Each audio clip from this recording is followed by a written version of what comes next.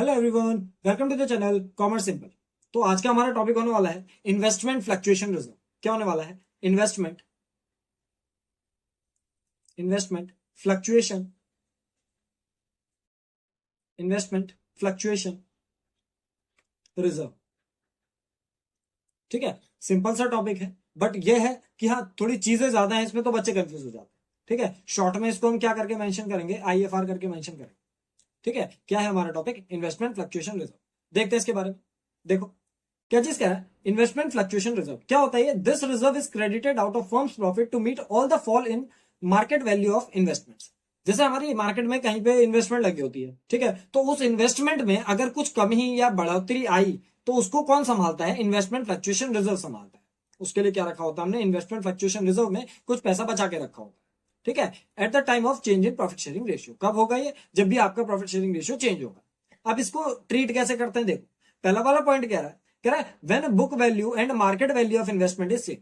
ठीक है, देखो दो तीन चीजें होती हैं इसमें। क्या होता है? एक तो आपको जैसे बैलेंस शीट होती है, बैलेंस शीट में लेफ्ट हैंड साइड लाइबिलिटीज होती हैं, ठीक है, अमाउंट, फिर एसेट्स और फिर अमाउंट, इस तरीके से होता है। अब जो लाइबिलिटीज में होता है ना, लाइबिलिटीज में आपका दिया होता है, क्या दिया होता है? IFR, that is investment fluctuation reserve. पूरा नहीं लिख रहा हूं उसमें, ठीक है। और एसेट्स में क्या होता है? एसेट्स में इन्वेस्टमेंट्स होती है।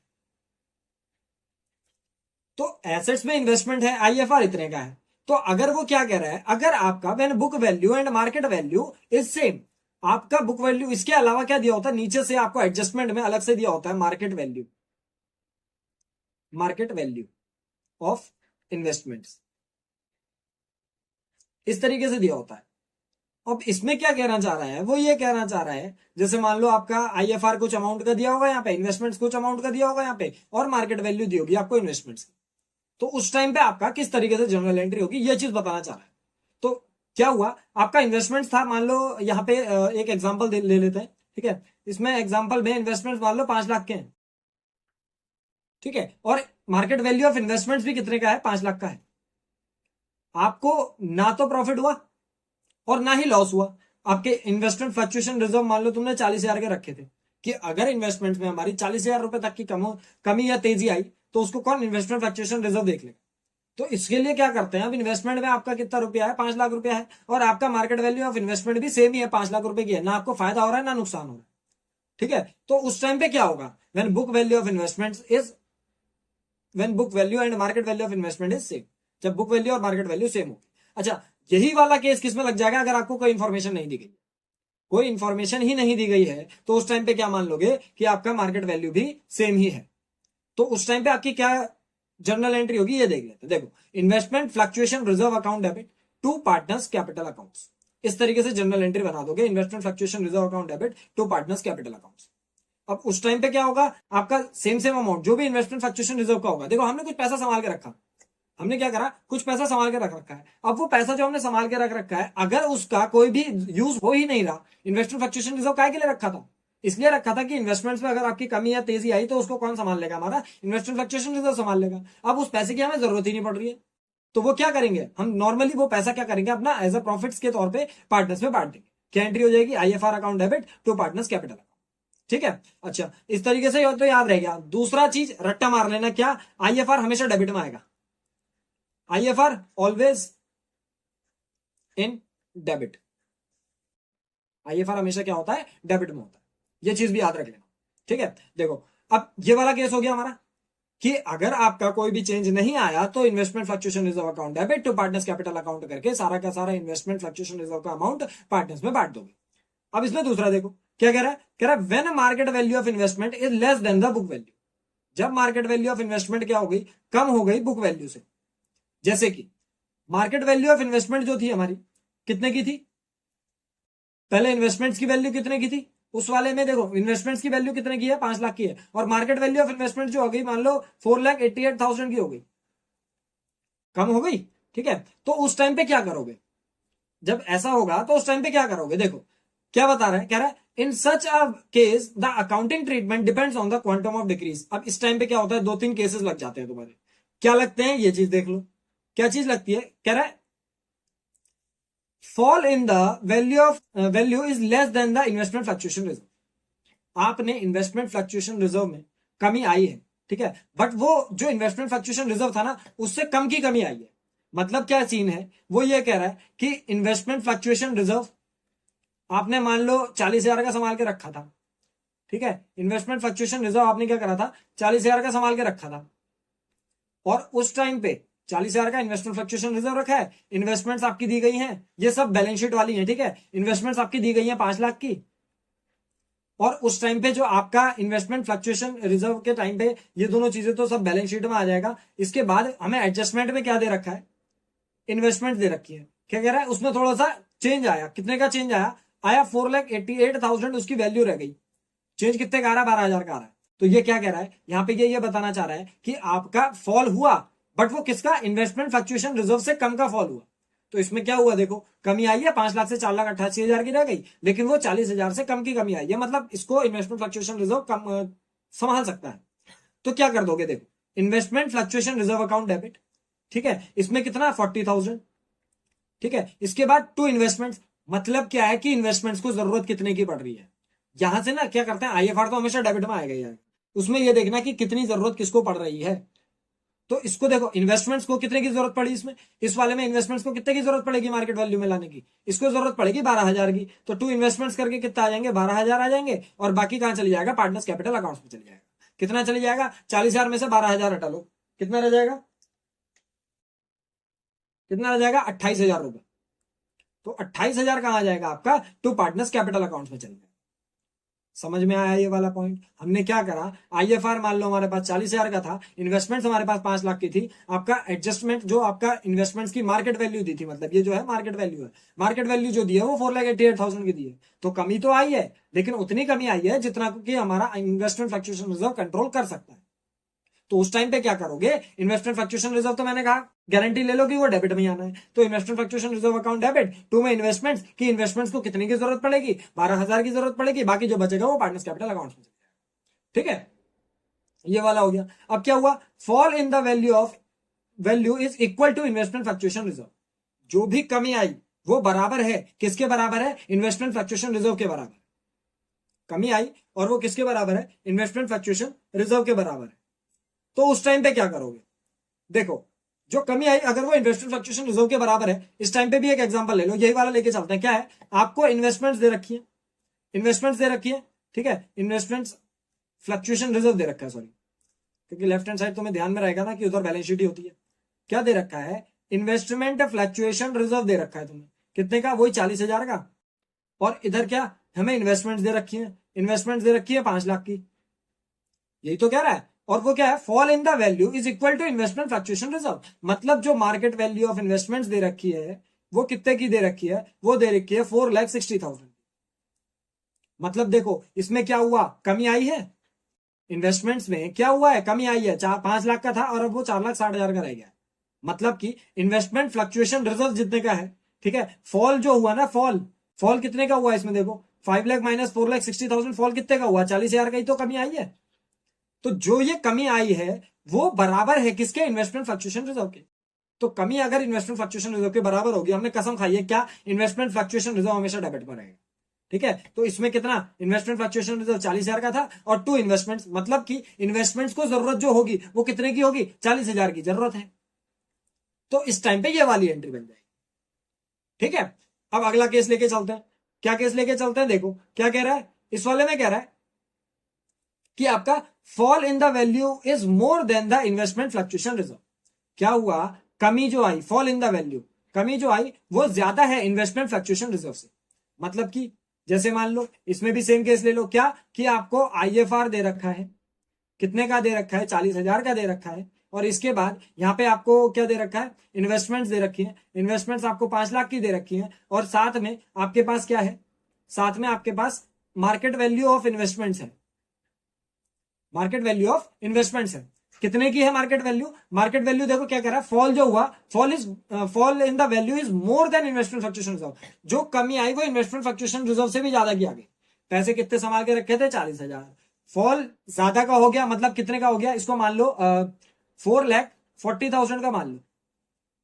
तो अब कमी कितने की आ गई, देखो 5 लाख में से 4,40,000 जाएगा, मतलब कमी कितने की आ गई आपकी, 60,000 रुपए की कमी आ गई। तो अब ये जो 60,000 रुपए की कमी आई है आपके पास, 60,000 की जो कमी आई है, इसको कौन बोर करेगा, क्या करेंगे देखो, फिर से आईएफआर अकाउंट डेबिट, आईएफआर हमेशा डेबिट में रहेगा, कितने का रह गया ये 40,000 से डेबिट का हो गया। अब इसकी जो जरूरत पड़ रही है इन्वेस्टमेंट्स को कितने की जरूरत पड़ रही है ये पहले डाल लेना। इन्वेस्टमेंट्स को देखो जरूरत पड़ रही है यहाँ पे टोटल 60,000 की जरूरत पड़ रही है। कमी जो आई हमारी कितने की आई, 60,000 की कमी आई ना, तो 60,000 की जरूरत पड़ रही है। और बाकी जो जाएगा कहाँ जाएगा देखो, सीधी सी बात है, जब हमने एक इन्वेस्टमेंट लगाई थी कि 5 लाख की इन्वेस्टमेंट लगाई थी, हमने सोचा था कि अगर कुछ कमी बढ़ोतरी आई तो उसके लिए हमने 40,000 रुपए बचा के रख दिया। कमी जो आई वो 40,000 से भी ज्यादा की आ गई, तो मतलब हमें ज्यादा पैसा हमने बचा के नहीं रखा था, तो वो क्या हो गया, हमें लॉस हो गया। तो लॉस कहां चली जाएगा, हमारा रिवैल्यूएशन अकाउंट करके चली जाएगा। रिवैल्यूएशन अकाउंट में कितना आ जाएगा 20,000 आ जाएगा। या फिर सीधे सीधे ये याद रख लेना, आईएफआर तो डेबिट में जाना ही जाना है, टू में इन्वेस्टमेंट आएगा, बाकी जो बचा हुआ अमाउंट होगा वो कहां से जाएगा, रिवैल्यूएशन से। अब रिवैल्यूएशन एक बार डेबिट में आया तो एक बार क्रेडिट में डाल दोगे, रिवैल्यूएशन टू में चली जाएगा, टू में रिवैल्यूएशन चले गया, और बाय में क्या होगा फिर पार्टनर्स कैपिटल अकाउंट में। ठीक है, जब प्रॉफिट तुम्हारा पार्टनर्स कैपिटल अकाउंट में जाता है तो लॉस भी कहां जाएगा, पार्टनर्स कैपिटल अकाउंट में जाएगा। अब देखो इसमें अगला पार्ट आगे क्या कह रहा है, लास्ट पार्ट कह रहा है when market value of investments is more than the book value, जब मार्केट वैल्यू ऑफ इन्वेस्टमेंट जो होगी वो ज्यादा होगी बुक वैल्यू से। ये वाला केस देख लेते हैं, देखो इसको मैं मिटा दे रहा हूं अभी जो भी करा, इसका अगर स्क्रीनशॉट लोगे तो थोड़ा सा बुक अपनी जो भी है ये वीडियो को बैक करके ले लेना, ठीक है।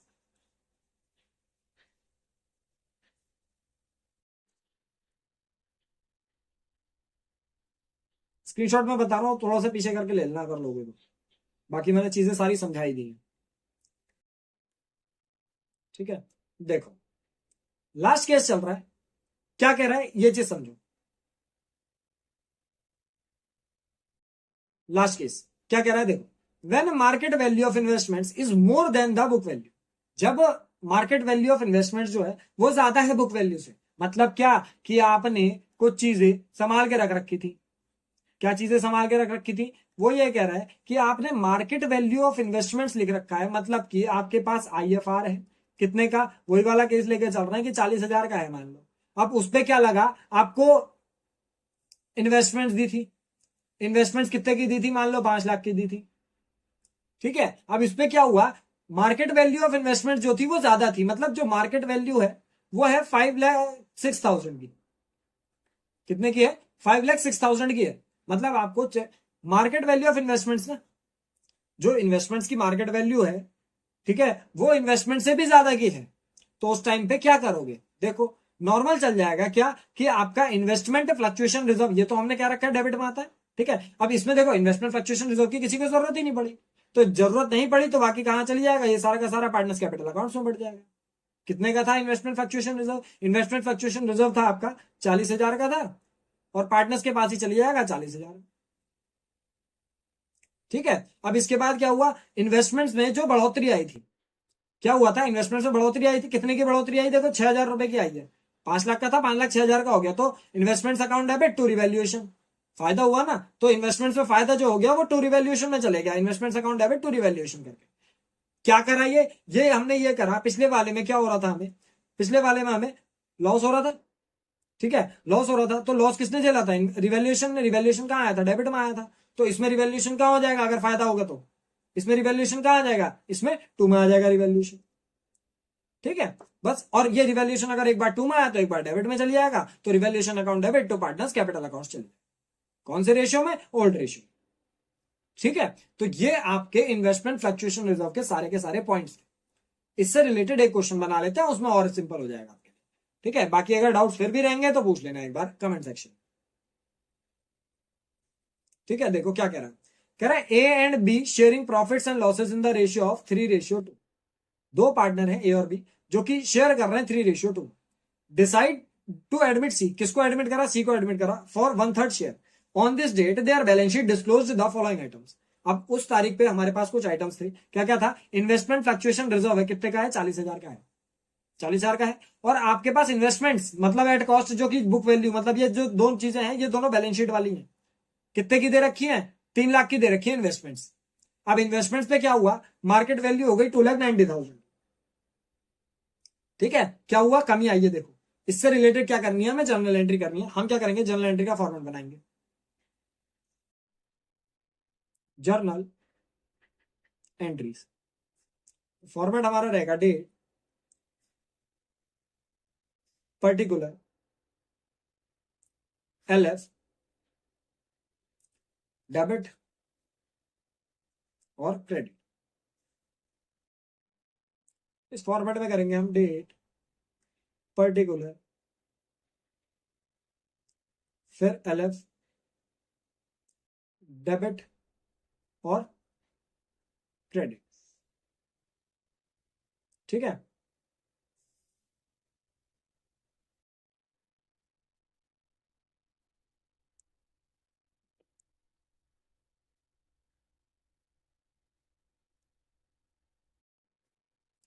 तो इसमें चीजें लगाते हैं। देखो क्या कह रहा है पहला वाला केस। पहले वाले केस में इन्वेस्टमेंट फ्लक्चुएशन रिजर्व जो है वो 40,000 का है, 40,000 का है। अब इन्वेस्टमेंट्स में क्या हुआ, 2,90,000 का रह गया, जबकि था 3 लाख का, तो 2,90,000 का रह गया। क्या करोगे, पहले मैंने कहा IFR हमेशा डेबिट में डालोगे। क्या करेंगे, IFR account debit. Case first, case first क्या हुआ, investment fluctuation reserve account debit, investment fluctuation reserve account debit. अब देखो जरूरत किसको पड़ रही है, जरूरत पड़ रही है मार्केट वैल्यू ऑफ इन्वेस्टमेंट्स, मतलब कि इन्वेस्टमेंट्स को जरूरत पड़ रही है। कितने की जरूरत पड़ रही है, 10,000 रुपीज की जरूरत पड़ रही है। तो क्या करोगे, टू में इन्वेस्टमेंट्स डालोगे, टू इन्वेस्टमेंट्स अकाउंट।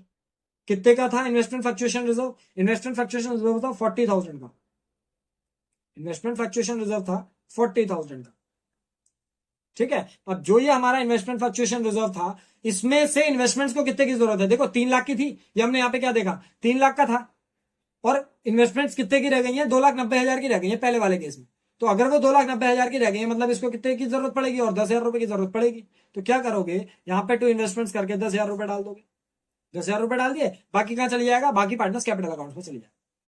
तो पार्टनर्स कैपिटल अकाउंट्स के लिए कौन कौन है, to A's capital account, to B's capital account, to A's capital account और to B's capital account. Amount कितना कितना जाएगा, देखो इसमें से बचा 30,000, 40,000 माइनस 10,000, माइनस 10,000 दैट इज 30,000। ठीक है, अब ये जो 30,000 है ये इन दोनों में चली जाएंगे, किन दोनों में, ए और बी में। 30,000 चली जाएगा ए और बी में, कौन से रेशियो में जाएगा, रेशियो देखो हमारे पास जो ओल्ड वाला था उसी में जाएगा, तो 2:3:2, 3/5 और 2/5, ये ए का हो जाएगा, यहाँ पे बी का हो जाएगा। तो 30,000 इंटू 3/5, 18,000 आ गया, और इसमें कितना आ जाएगा, 12,000, इस तरीके से। ठीक है, नरेशन लिख देना, इसमें नरेशन क्या डाल दोगे, investments fluctuation reserve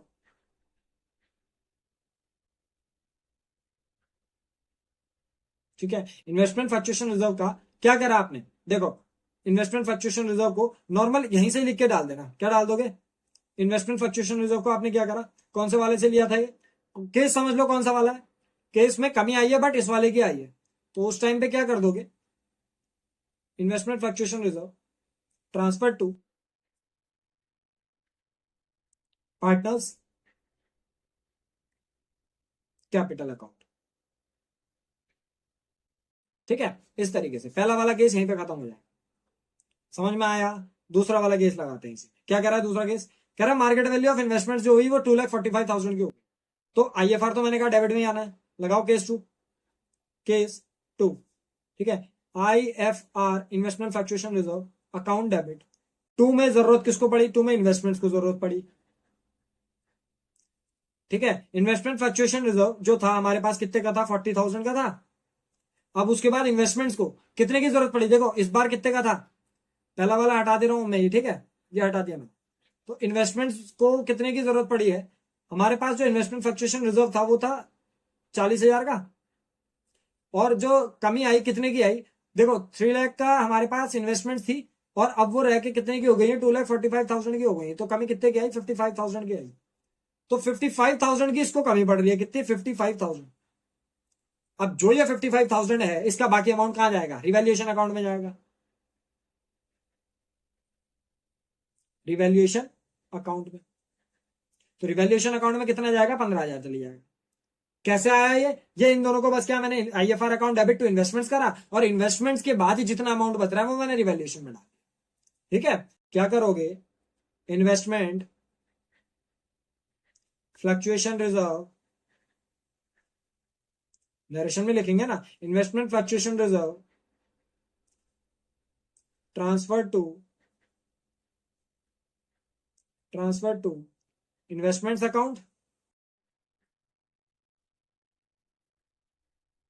and excess, या फिर investment fluctuation reserve transfer to investments account and booked the loss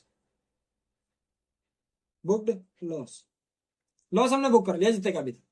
अब ये जो लॉस होगा ये कहां जाएगा, ये जो लॉस होगा ये कहां जाएगा, इसकी बनेगी दूसरी एंट्री, केस 2 में ही दूसरी एंट्री बनेगी। क्या बनेगी, देखो रिवैल्यूएशन एक बार डेबिट में आया तो मैंने बताया एक बार क्रेडिट में जाएगा, 2 में क्या चली जाएगा, 2 में चली जाएगा हमारा revaluation, to revaluation account. Debit में क्या चीजें जाएंगी, बाकी का बचा हुआ किस में चली जाता है, पार्टनर्स कैपिटल अकाउंट में चले जाता है। तो क्या कर देंगे, इज कैपिटल अकाउंट डेबिट, और दूसरा कौन है, बी है, तो B is capital account debit. Amount डाल दो इसमें, कितना कितना है, देखो रिवैल्यूएशन में जो लॉस आया था वो 15,000 का आया था, 15,000 को क्या कर दोगे, 3:2 में कर दोगे, 15,000 इंटू 3/5 दैट इज 9,000 और 6,000। ठीक है, बस इतना करना होता है। ठीक है, नरेशन अगर लिखनी है तो नरेशन लिख दो, ये इसका पार्ट 1 था और यहां से कहां से, यहां से, ठीक है, यहां से इसका पार्ट 2 शुरू हो गया था, ये पार्ट 2 केस 2 का ही। यहां क्या आ जाएगी narration, loss transfer to partners capital accounts, बस हो गया इतना ही। ठीक है, अगला आ जाओ, तीसरा केस। तीसरा केस क्या कह रहा है, कह रहा है if market value of investments is 3 lakh rupees, क्या है, 3 लाख ही है। तो इस वाले केस का करेंगे, क्या करेंगे, इस वाले केस का बनाएंगे, वो वाला पेज भर गया था तो उसका नया पेज से स्टार्ट कर रहे हैं, डेट पर्टिकुलर LF डेबिट और क्रेडिट। तो जो मार्केट वैल्यू ऑफ इन्वेस्टमेंट्स है कितने की है, 3 लाख रुपीज की है। अगर आपका 3 लाख रुपए का मार्केट वैल्यू ऑफ इन्वेस्टमेंट था पहले भी 3 लाख का ही था ना, और अब भी वो 3 लाख का ही है, तो कोई चेंज ही नहीं आया, तो सारा का सारा IFR क्या होगा, पार्टनर्स कैपिटल अकाउंट्स में बच जाएगा। क्या करेंगे हम, IFR केस 3 कर रहे हैं, ठीक है, केस 3 कर रहे हैं, IFR अकाउंट डेबिट। देखो इन्वेस्टमेंट्स को जरूरत ही नहीं पड़ी, तो क्या कर दोगे, IFR account debit to A's capital account और to B's capital account, to B's capital account. IFR कितने का था हमारा, 40,000 का था, 40,000 को बांट दोगे 3:2, ठीक है, 40,000 इंटू 3/5 दैट इज 24,000 एंड 16,000, बस ये हो गया। क्या था, IFR distributed to old partners. ठीक है, देखो नरेशन में कुछ ना कुछ चेंज हो सकता है क्योंकि अलग अलग बुक्स में अलग अलग टाइप्स की नरेशन होती है। मेन आपका यह है कि आपको एंट्री समझ में आनी चाहिए। ठीक है, आगे बढ़ते हैं, केस 4।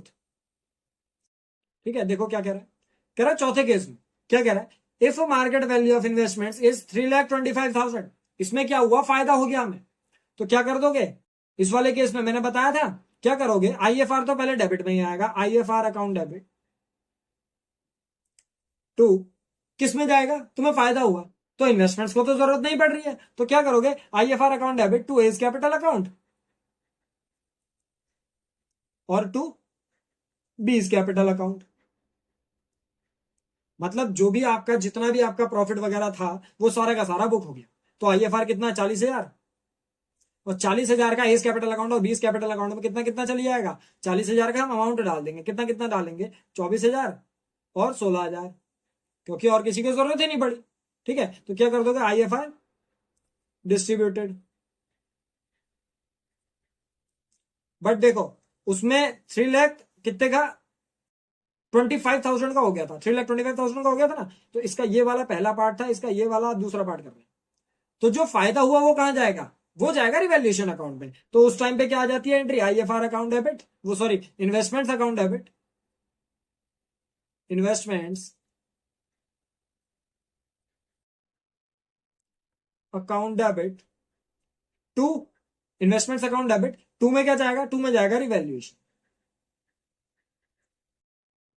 कितने का फायदा हुआ, 25,000 का, ठीक है, 25,000 यहां पे भी। क्या लिखोगे नरेशन में, नरेशन में लिखोगे